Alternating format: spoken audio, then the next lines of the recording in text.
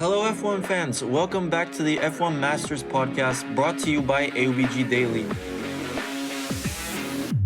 As usual, you are joined by myself, David, Vasil, and Harry, and today we will discuss what happened during the Saudi Arabian Grand Prix weekend. We'll start off with practice and a quick analysis from the Friday practices.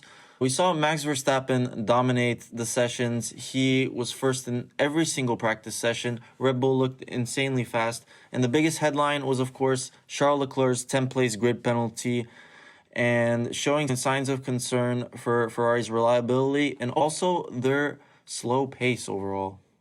From practice sessions, we jumped to qualifying, and what made the qualifying really interesting was that Max Verstappen was out in Q2 with engine failure, which was great for his teammate Sergio Perez, who got the pole position.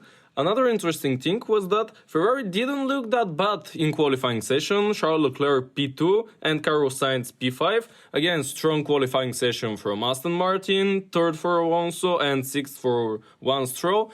And about Mercedes, they looked a bit shaky, but fourth place for George Russell and eighth place for Lewis Hamilton, I think was okay with the team. And moving down the grid, an important one to mention is Esteban Ocon, who was seventh and ahead of Lewis Hamilton. And also, of course, Oscar Piastri's Q3 entry, which was surprising for most. And another one is that Logan Sargent's lap time was deleted because he touched the line next to the pit entry. And, of course, Lando Norris' big mistake in turn 27, which cost him the qualifying, and he was classified 19th. Well, it definitely was a great qualifying session for Piastri, but for his teammate, it didn't look so great. Let's jump to the race rundown. The podium finishers were Sergio Perez, Max Verstappen and Fernando Alonso, and the DNFs were Alexander Albon and Lance Stroll. We'll start off with taking a look at the highlights from the race, and that is, of course, the Red Bull domination. Sergio Perez was clear out in front, and Max Verstappen made his way through the field like a piece of cake, really. He just sliced his way through. They looked untouchable in comparison to the rest of the field. Once again, strong weekend from Red Bull. 1-2. Perez won, Verstappen was second, but he got the fastest lap. That car looks unstoppable, and I don't think any of the other teams is even close. Sergio Perez looks like the only threat to Max Verstappen for the title. He's probably not on the same level as him, but he looks closest from all the grid, which it is not talking good for the other teams. I think realistically, unless Aston Martin developed the car in such a way that Alonso can challenge for wins, I don't really see anyone else outside of him challenging the Red Bulls. But moving on to Ferrari and their race, they had a pretty good strategy actually, and they had some great pit stops, but the safety car really screwed them over. It dropped them back, both Sainz and Leclerc, behind both Mercedes. In fact, Charles Leclerc had some team radio drama where his engineer told him to push after Hamilton had already come out of the pits in front of him, which was a big misjudgment by the team. As you said, Mercedes, I wanted to highlight on the consistent points that they're getting in the first two races. I was quite surprised because their pace was not really good in the preseason testing, but from what they've shown, especially in this race, because George Russell finished P4 and Hamilton was P5, I mean, if they keep on getting these points consistently, then they will definitely have a shout for maybe P3 in the constructors. It looks once again as the last year when the car of Mercedes wasn't that great, but they got consistent points. Their reliability looked really good. I think Mercedes are getting the points when other teams are screwing up, which is doing them a favor. I wanted to highlight on George Russell's performance because he was faster than Lewis Hamilton throughout the whole weekend, which is different compared to the first race. He was even on the podium for half an hour or something like that. Let's talk about that madness from FIA. Another decision by them, which is very strange. I'm not sure if there is anybody that can change them for better. Of course, Fernando Alonso, he got a penalty for the starting grid procedure, which was deserved, it has to be said. But the way the FIA decided to implement the penalty was so bad. First of all, Alonso served his penalty in the pit lane, and then the FIA proceed to wait a whole 30 laps until the race ends to give Alonso a 10-second penalty for not serving it correctly, which doesn't even make any sense. They literally give him 10 seconds because he stretched the gap to over 5 seconds till Russell. If he didn't do that, I guarantee the FIA would have given him a 5-second penalty. But at the end of the day, there was enough evidence to prove that the FIA were in the wrongdoing, and Alonso got his podium reinstated rightfully. Speaking of the evidence, Aston Martin provided 7 instances of previous cases of when the lollipop man was already putting the jack on the car while the penalty was being served, and the driver did not receive a penalty in none of these cases, which means that FIA are inconsistent in their decision making. Their inconsistency is harming all the teams and all the drivers. Everybody on the grid, in my opinion, has lost any respect for FIA, and I don't know how they're going to redeem. We all know that when they're taking decisions, it is just strange, and we're ready for some chaos and for teams to not be okay with what they're doing.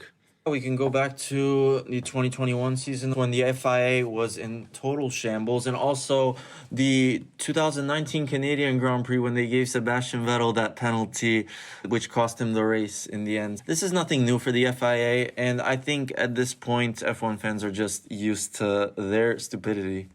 I hope that changes in the future, because not FIA should know what is going on the races and who is going to be on the podium, who is going to be the winner, or who is going to be on the points, but it should be decided on track. But that is not going to happen if FIA is continuing with these strange and most times stupid decisions. Their decisions are very inconsistent, and the way they implement the rules is totally circumstantial and based on whatever driver it is or whatever is happening. I just think that they should implement the rules in a more sufficient manner and stop being so chaotic with their decisions. We all blamed Michael Masi for these decisions, but I think that is just a continuing thing for FIA. Whoever is in charge, I don't think that is going to change. The problem is general, and they should find an efficient solution. Let's change the topic. What do you think about Alpine performance this weekend? I think that they have been under the radar because they have just quietly got some good points, 8th and 9th place, which means best of the rest. They've shown that they're maybe a little bit ahead when compared to the other midfield teams. Also in the first race, we remember. It's quite impressive on their side. Another team I want to talk about is McLaren, because this weekend was another one to forget. The race was not great, but even though this was because of the first lap contact that Oscar Piastri had with Pierre Gasly and the damage that he suffered, and also Lando Norris, he was involved in the accident. A race to forget for Lando Norris. I think the performance of Piastri was great. Even though he was 15th, he looked fast, and his qualifying pace was at top level. We're going to see an interesting battle between Piastri and Norris, but I'm not sure that in the next races they will get even close to the points. Another thing from the race was the 10th place, Kevin Magnussen and Haas. Great performance by Haas, by the way. And at the first race and right now at the second race, Magnussen and Hülkenberg, they look fast. Magnussen got a point. His overtake of Tsunoda was impressive for me. The things look good for Haas, and I hope that they continue to be at that 8th, 9th or 10th place, just to be close to the points. I also wanted to mention the fact that Yuki Tsunoda was 11th in both races, which is quite unfortunate for him, even though AlphaTauri is one of the worst cars on the grid this season. In regards to the midfield battle, I think it'll be very difficult for the majority of teams to score points due to Aston Martin leaping up into the top teams, and Alpine also clearly proving that they are the best out of the midfield, which is really unfortunate for all of the teams down towards the bottom because they're basically fighting for nothing, but that's just how it goes sometimes. They need some serious development on these cars if they want to score points regularly. Let's talk about what was your highlight of the weekend? What was the thing that caught your eye? My highlight of the weekend was Sergio Perez's performance. He got pole position, and even after a slow start, he managed to regroup himself and overtake Alonso within the first couple of laps. And after the safety car, even when Max Verstappen got up to second place, the gap was 5 seconds, and Max didn't close in that gap whatsoever during the entirety of the second stint. Sergio Perez deserves a lot of props for this performance. I think it's too early to consider him a potential title contender, as Max did start 15th, but it's a really good sign for him. If he can get points when Max has some problem or he's just not fast enough, there is going to be some kind of a battle. For me, the highlight of the weekend was the consistent performance of Fernando Alonso. Although the penalty served and all the problems with FIA, Alonso was consistent once again, and he's going to cause problems to the top teams. For me personally, the highlight of the weekend was Oscar Piastri's Q3 entry because that was quite unexpected and he outperformed Lando Norris by quite a big margin.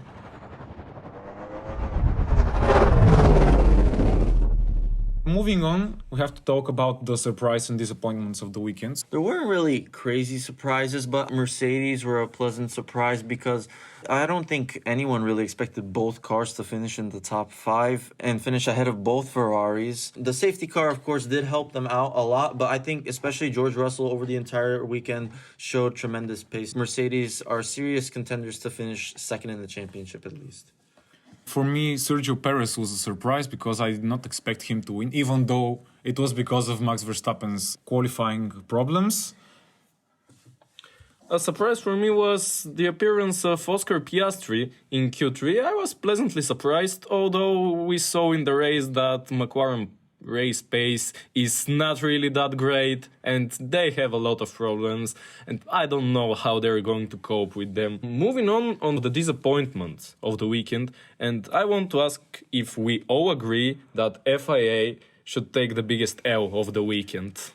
I mean, the FIA, it was just embarrassing the way they handled the situation. I'm glad at least at the end they got the result right and Alonso got his podium. But just a complete mishap from the FIA, which was just so annoying to see. I absolutely agree with the biggest L for the FIA. And also another big L, of course, is for Lando Norris because of his poor performance. Thinking about it, actually, I feel like this is the worst race weekend he's ever had in his career. For a guy that I personally consider a top 5 driver going into the season, he's had a terrible start to the season, and I don't know if he'll be able to turn it around considering Oscar Piastri's performance. The season is going to be tough for Lando. Let's visit our predictions from the last race week. I was saying that Red Bull are going to get easy 1-2 in qualifying and then easy 1-2 in the race. I was wrong about the qualifying because of the unexpected engine failure from Max. But I was right of that 1-2 in race. Even though Max started 15th, that was a great race from him. Once again, easy 1-2 for Red Bull. My predictions were that Fernando Alonso would be fighting the Red Bulls, which did not prove to be right. And the other one was that Ferrari would be fighting for somewhere around 5th place. This was also wrong, so I have 0 points for now. I only had one prediction. I thought it was pretty interesting and realistic, but it didn't turn out to be true. It was Logan Sargent getting his first points in F1. Qualifying really screwed him over, and I think he undeservedly got his lap deleted. Otherwise, he would have been in Q2, and who knows how far up the grid he could have gone. And what are your expectations for the next race in Australia? I'll start off with the hometown hero, Oscar Piastri. I think he'll be able to get his first points of the season. I think he's starting to get to the grips of that McLaren, and he'll be extremely motivated to get his first points. Also, I'd like to maybe put a bold claim out there that I don't think it'll be a Red Bull 1-2 in the race in Australia. That is a strong claim. I want to say something about Mercedes. I think they will be great in Australia, and I even predict a podium from one of their two drivers. I think that is going to be George Russell, and great race for Mercedes once again, even though their car is not the fastest. My prediction is probably also a bold one, because I'll say that Valtteri Bottas will get some points, even though we can see that Alpine are quite consistent with the points until now, and also if Piastri gets points, it's maybe not gonna happen, but still, I would like this one to stick. I would like to add something, because I really like Lance Stroll, and if he's going to get into top 5, I'm gonna be happy for him. Aston Martin is good, so I want to add that prediction. Well guys, this is all for today from us. We're looking forward to the next race week in Australia. Till then, like, subscribe and follow us at AUBG Daily on Instagram and Facebook, and stay tuned for more of our content. Thank you, and remember, if you no longer go for a gap that exists, You're no longer a racing driver.